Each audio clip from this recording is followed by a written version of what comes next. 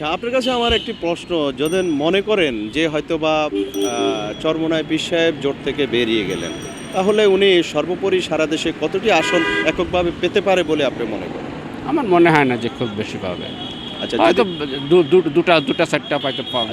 জামাতে ইসলাম কেমন আসন পেতে পারে বলে আপনি মনে করেন? তারাও যদি আলাদা ইলেকশন করে খুব বেশি সিট তারা হয়তো 40-50টা পাইতে পারে। ইউনিটি সবসময় ভালো, আর বিভেদ এইটা কখনো ভালো না।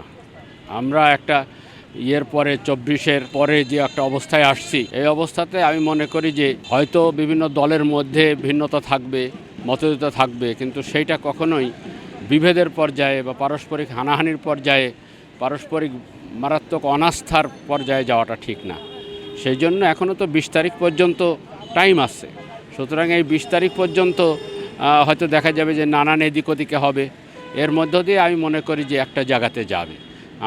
আমার পরামর্শ হচ্ছে যে সবাই যে যেখানে যে মতাদর্শেরই হোক না কেন, তার সমমতাদর্শের লোকদের যাদের সাথে মেলে, তাদের সাথে ঐক্যবদ্ধ হয়ে একটা সুন্দর ইলেকশনের দিকে সবাই যাওয়া উচিত। আচ্ছা, আপনার কাছে আমার একটি প্রশ্ন। যদি মনে করেন যে হয়তোবা চরমোনাই পীর সাহেব জোট থেকে বেরিয়ে গেলেন, তাহলে উনি সর্বোপরি সারা দেশে কতটি আসন এককভাবে পেতে পারে বলে আপনি মনে করেন?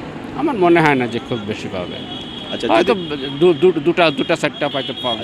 জামাতে ইসলাম কেমন আসন পেতে পারে বলে আপনি মনে করেন? তারাও যদি আলাদা ইলেকশন করে খুব বেশি সিট তারা হয়তো 40-50টা পাইতে পারে। তাহলে আপনি তাদের আপনি যেহেতু একজন নাগরিক, একজন ভোটার, আপনি ভোটার হিসাবে এই জোটকে অথবা যে জামাতে ইসলাম এবং চরমোনাই পীর সাহেব কী বার্তা দিতে চাচ্ছেন? আমার ওই একই কথা যে আপনারা যে বিভেদ আছে, বিভেদের যে পয়েন্টগুলো আছে এগুলোকে কাছাকাছি নিয়ে আসেন, নিয়ে এসে মিলে আপনারা একটা সুন্দর ইলেকশনের দিকে যান।